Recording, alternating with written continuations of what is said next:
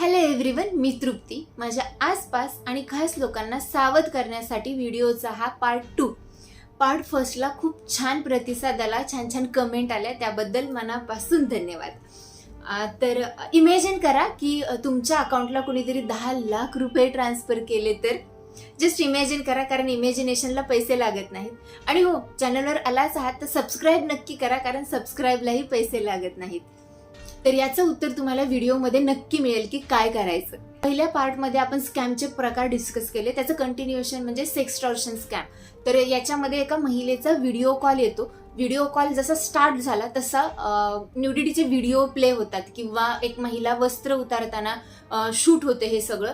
आणि मग ब्लॅकमेलिंग चालू होते की जर तुम्ही एवढ्या अमाऊंट आम्हाला नाही दिली तर हा व्हिडिओ आम्ही व्हायरल करू सोशल मीडियावरती. आणि याला लिमिट नसतं, त्यांच्या मनात जोपर्यंत आहे तोपर्यंत ते ब्लॅकमेल करत राहतात. त्याच्यानंतर दुसरा प्रकार म्हणजे ईमेल फिशिंग स्कॅम. याच्यामध्ये सेम डुप्लिकेट डोमेन बनवतात आणि माहिती चोरण्याचा प्रयत्न करतात. म्हणजे इन्कम टॅक्स साईटवरून मेल आल्याचं दाखवतात, सेम त्यांचं लोगो वगैरे यूज करून की ITR झाल्यानंतर तुम्हाला ही अमाऊंट एवढी रिटर्न मिळेल, तर याच्यासाठी तुम्ही ह्या लिंकवर क्लिक करा आणि माहिती फिल करा. तर इन्कम टॅक्स साईटवरून असा कुठलाही मेल येत नाही, ते डायरेक्ट अकाउंटला अमाऊंट ट्रान्सफर करतात.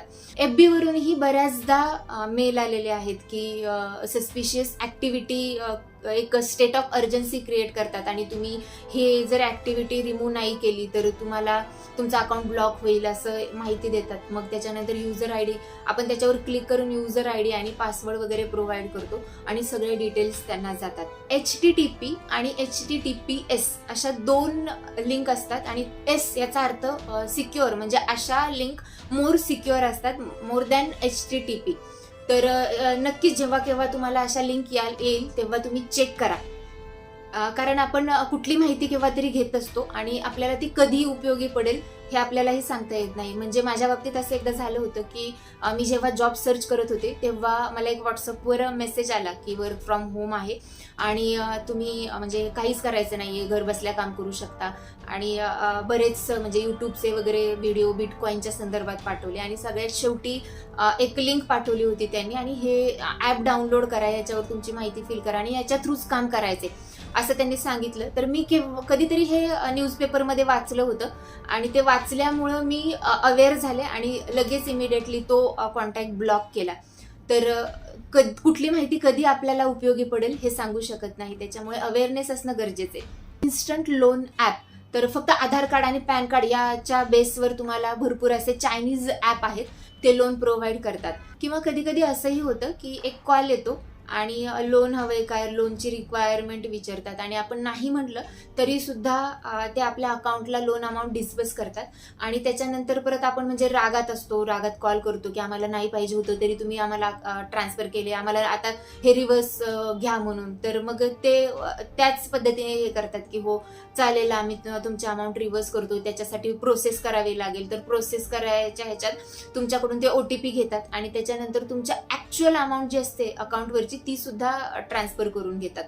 त्याच्यानंतर ई-कॉमर्स किंवा कुरिअर डिलिव्हरी, तर डिलिव्हरी बॉय येतो, OTP मागतो, हे सगळं आपल्या सगळ्यांना माहितीच आहे कसा स्कॅम करतात. तर त्याच्यामध्ये एक नवीन प्रकार त्यांनी शोधून काढला की कुठला तरी एक बाहेरच्या देशातला इलेक्ट्रॉनिक्सवाला असतो, तो iPhone वाटत असतो, iWatch वाटत असतो आणि त्याच्या थ्रू तुम्हाला कॉल आलाय असं दाखवतात आणि तुम्ही ते iPhone जिंकलेले आहात, तुम्हाला फक्त डिलिव्हरी चार्जेस द्यायचे आहेत किंवा कस्टम ड्युटी द्यायची आहे, याच्या नावावर रजिस्ट्रेशन वगैरे करून हे लुटलं जाते. म्हणजे त्याचे फोटो वगैरे तुम्हाला पाठवतात आणि ॲक्च्युअलमध्ये काहीच येत नाही. अननोन कॉल फॉरवर्डिंग किंवा सिम स्वॅपिंग, असे भरपूर प्रकारे लोक लुटण्याचा प्रयत्न करतात.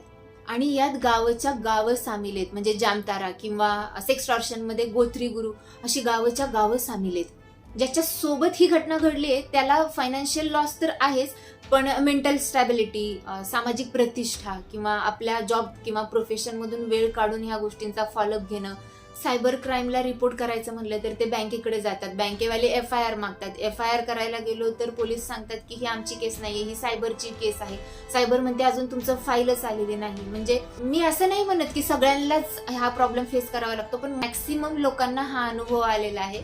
बँकेच्या दृष्टीने ऑथराइज ट्रान्झॅक्शन असतात, कारण लॉग इन करून किंवा OTP वगैरे प्रोव्हाइड करून हे ट्रान्झॅक्शन झालेले असतात. तर त्याच्यामुळे बी केअरफुल. रिकव्हरी चान्सेस म्हणजे विक्टिम टू विक्टिम जेव्हा ट्रान्झॅक्शन होतं ते त्या ह्याच्यात पॉसिबिलिटी असते की ते आपले पैसे मिळवू शकतात, कारण मार्केटमध्ये चेन बनलेली असते आणि आपल्याला जसं लोकांना पैसे ट्रान्सफर करायला लावलेले असतात तसंच लोकांचे पैसे आपल्या अकाउंटला आलेले असतात आणि तेव्हा समोरचा जर कोणी दुसरा सायबरमध्ये कंप्लेंट केलेली असेल तर त्या केसमध्ये अकाउंट ट्रॅक होतं आणि ते अकाउंट ट्रॅक झाल्यानंतर ते अमाऊंट मिळण्याची पॉसिबिलिटी असते. स्कॅमर पकडले का जात नाहीत, तर ही लोक मोस्टली बांगलादेशी, इंडोनेशिया, US लोकांचं सिम आणि त्याच्यातून डेथ जे लोक आहेत त्यांचं सिम वापरतात कॉलिंगसाठी आणि ट्रान्झॅक्शनसाठी करंट अकाउंटचं जे करंट अकाउंट रेंटवर घेतात, म्हणजे लिटरली करंट अकाउंट रेंटवर देण्यासाठी मार्केटमध्ये ह्याचे दलाल आहेत आणि ह्या दलालां थ्रू ते करंट अकाउंट रेंटवर घेतात आणि त्याच्यात पर ट्रान्झॅक्शन त्यांना कमिशनही दिलं जातं. तर ह्या करंट अकाउंट थ्रू क्रिप्टोमध्ये बाईंग सेलिंग चालतं आणि मनी लॉन्ड्रिंग थ्रू बाहेरच्या देशात पैसा ट्रान्सफर करतात आणि पिक्चरमध्ये ही लोक कुठेच नसतात, म्हणजे ना सिम त्यांचं असतं किंवा अकाउंट त्यांचं असतं आणि म्हणूनच या लोकांपर्यंत पोहोचणं कठीण होतं. म्हणजे आपला पैसा आपल्याकडूनच घेऊन आपल्यालाच लुटलं जाते किंवा आपल्याद्वारे सर्क्युलेशन करून आपल्यालाच फसवलं जाते. प्रश्न हा आहे की आपला डेटा किंवा आपली माहिती, आपली इन्फॉर्मेशन त्यांच्यापर्यंत पोहोचते कशी. तर गुगलवर सर्च केलं तर असे इन्फॉर्मेशन देणारे तुम्हाला भरपूर भेटतील आणि 500 रुपयांमध्ये 1000, 2000, 3000 असे active numbers with email ID आणि सगळ्या डिटेल्स म्हणजे debit card, credit card, bank account number अशा सगळ्या डिटेल्स सकट अशी CD घरी डिलिव्हर होते, तेही विथ कॅटेगरी वाईज, म्हणजे डॉक्टर्स, इंजिनियर्स, वकील अशा कॅटेगरी वाईज डिटेल्स मिळतात. फ्रॉड किंवा स्कॅम झाला तर काय करायचं, तर 1930 ही हेल्पलाईन नंबर आहे. ह्या हेल्पलाईन नंबरवरती तुम्ही कॉल करू शकता. अर्थातच ही हेल्पलाईन नंबर सतत बिझी असते, तुमचा लगेचच कॉल कनेक्ट होईल हे सांगू शकत नाही, कारण आपण एकटेच त्यांना बाबूशोना नसतो की आपण आपल्या कॉलचा वाट बघत असतील आणि आलं की लगेचच हां बोला काय हेल्प करू, तर सतत त्या नंबरवर ट्राय करावं लागतं. दुसरी गोष्ट म्हणजे cybercrime.gov.in या वेबसाईटवर कंप्लेंट करा, असं माझं वैयक्तिक मत आहे. कारण बरीचशी लोक ही प्रक्रिया किचकट असल्यामुळं 1000-2000 रुपयांसाठी कुठे ह्या गोष्टी करत बसायच्या म्हणून सोडून देतात, पण समोरच्यांकडे आपले डिटेल्स गेलेले असतात. ट्रान्झॅक्शनसाठी आपल्या अकाउंटचा वापर केला जाऊ शकतो.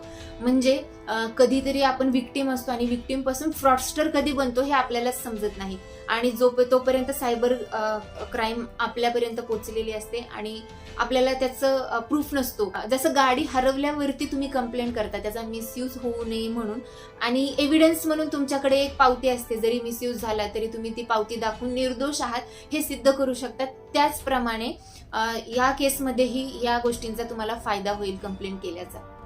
आणि म्हणूनच आपल्या अकाउंटला जर 10 लाख रुपये कोणी ट्रान्सफर केले तर कंप्लेंट करायची असते, कारण इमॅजिनेशन करून उपयोग नाहीये मी गाडी घेईल, मी बंगला घेईल, कारण तुम्ही या गोष्टीत फसल्या जाऊ शकता.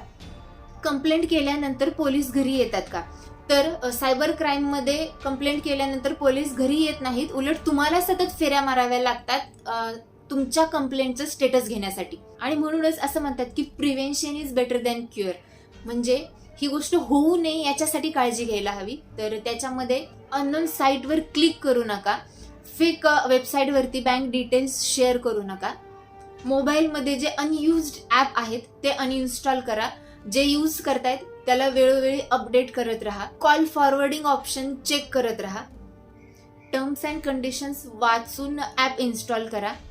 कारण मी असं म्हणत नाही की टेक्नॉलॉजीचा यूज करू नका किंवा ॲप इन्स्टॉल करू नका, कारण बरेचसे ॲप आपल्या सोयीसाठी बनवलेले असतात, आपल्या अवेअरनेससाठी बनवलेले असतात, त्याचा यूजही आपल्या लाईफमध्ये खूप चांगल्या प्रकारे होत असतो. म्हणजे कोविड काळामध्ये पूर्ण शाळा ऑनलाईन होत्या, जर ऑनलाईन नसतं तर कदाचित मुलांचं 1-2 वर्ष वाया गेलं असतं. ऑनलाईन असणं हे काळाबरोबर आपण असल्याचं संकेत आहेत. अर्थातच त्याचा अवेअरनेस असणं गरजेचे, कारण ऑनलाईन जमाना आहे आणि याच्यामध्ये एक 30 सेकंदाच्या रीलमध्ये लोक माणसांना हसून जातात, लोक रडवून जातात, म्हणजे खूप काही त्यांच्यात गुण आहेत, त्या गोष्टी माहिती होतात. बऱ्याच बिझनेस चालवतात, बिझनेस शिकवतात, बिझनेसशी रिलेटेड मीटिंग्स होतात, फॉरेन डेलिगेट्सला प्रेझेंटेशन होतं, भरपूर अशा गोष्टी आहेत ज्या ऑनलाईन होतात. ऑनलाईन प्लॅटफॉर्मचा वापर खूप चांगल्या प्रकारेही केला जाऊ शकतो. तर भेटूयात अशाच एका नवीन विषयासोबत पुढच्या रविवारी.